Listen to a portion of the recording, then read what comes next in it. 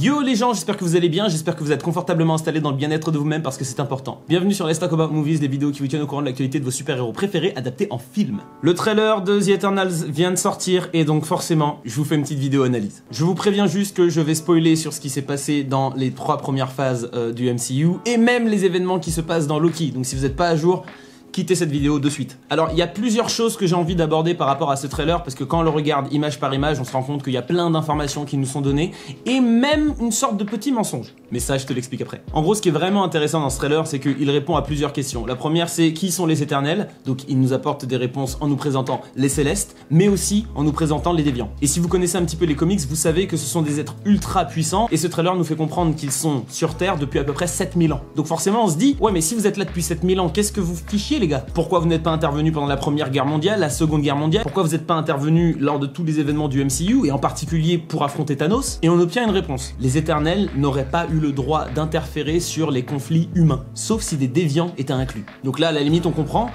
mais il y a un petit souci. Et oui, parce que Thanos porte le gène déviant, donc c'est un déviant. Donc l'explication selon laquelle il n'avait pas le droit d'intervenir ne colle pas par rapport aux événements d'Infinity War et Endgame. Et c'est là que la fameuse théorie selon laquelle leur mémoire aurait été effacée et potentiellement par le personnage d'Ajak, interprété par Salma Hayek, c'est à ce moment-là que cette théorie rentre en jeu. Parce qu'il y a un truc qui avait été assez intéressant, qui avait été donné par les acteurs lors de différentes conférences de presse, c'est qu'il faut imaginer que ces Éternels ont passé 7000 ans ensemble. Donc forcément, au bout d'un moment, ils finissent par plus trop s'entendre. Et donc la théorie serait que Ajak aurait supprimé la mémoire de tous les membres des Éternels pour être sûr qu'ils n'entrent pas en conflit les uns contre les autres. Et donc même s'ils étaient présents et vivants lors des événements d'Infinity War pendant le snap de Thanos, ils n'avaient pas conscience d'être des Éternels. C'est pour ça qu'ils ne seraient pas intervenus. Alors c'est une théorie, mais on se pose quand même la question. Pourquoi ils ne sont pas intervenus quand Thanos était là? Et dans cette bande-annonce, on nous explique que le snap de Hulk aurait créé une énergie cosmique si puissante que ça aurait activé l'émergence. Certains pensent que l'émergence va faire apparaître des déviants. Mais moi je pense que c'est l'inverse. Je vais faire un super raccourci, mais dans les comics, les Célestes ont créé les Éternels et auraient été envoyés sur Terre pour protéger non pas les humains, mais en fait un œuf de Céleste. Un œuf de Céleste qui aurait besoin de plusieurs centaines d'années pour éclore. Or, l'énergie cosmique créée par Hulk aurait justement donné le petit boost nécessaire pour que cet œuf puisse éclore. Et donc les Éternels auraient été posés sur Terre pour protéger cet œuf des déviants. Et donc l'émergence, l'activation de cette éclosion aurait pu d'une certaine manière alerter les déviants, c'est pour ça qu'ils se pointeraient tous sur Terre d'un seul coup là, et que les Éternels sont là pour le protéger. Mais initialement, ils sont pas là pour protéger les humains du tout. Ben, imagine que si l'éclosion doit se faire et donc l'œuf doit éclore, c'est l'intégralité de la planète Terre qui sera détruite. Et c'est peut-être là que les Éternels pourraient se retourner contre les Célestes. Un petit peu comme le surfeur d'argent s'était retourné contre Galactus. D'ailleurs, je pense qu'à ce moment-là, c'est le cocon de l'œuf qu'on est en train de voir. Et c'est assez intéressant de voir qu'ils ont 7 jours avant l'éclosion de l'œuf. 7 jours, c'est assez ludique, on est d'accord. Donc en réalité, l'humanité n'a plus que 7 jours à vivre. C'est pour ça que selon moi, dans le film The Eternals, on aura 2 grands affrontements.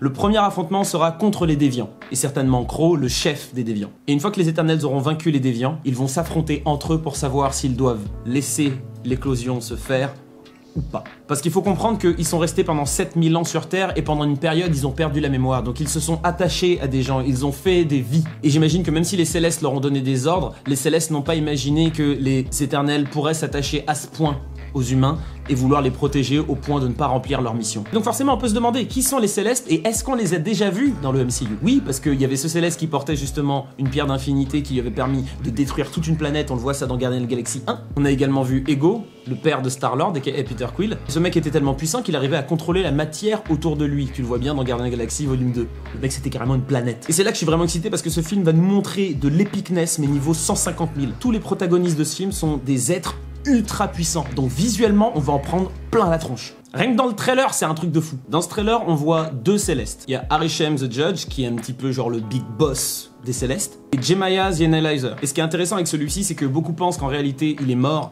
et que son crâne, c'est nowhere dans les Gardiens des Galaxies. En vrai, ça se tient parce que de toutes les façons, un Céleste à affronter, c'est largement suffisant pour les Éternels. Parce que oui, ils peuvent être vaincus, mais autant vous dire qu'il faut y aller. Et il y a aussi une chose que j'ai hâte de voir dans ce film, c'est les explications des puissances de l'univers du cosmos. Depuis le début du MCU, on commence à voir de plus en plus de ces êtres, de ces entités cosmiques ultra puissantes. Il y a les gardiens qu'on croise dans Gardiens de la Galaxie volume 2, justement The Watcher dans la série What If sur Disney+.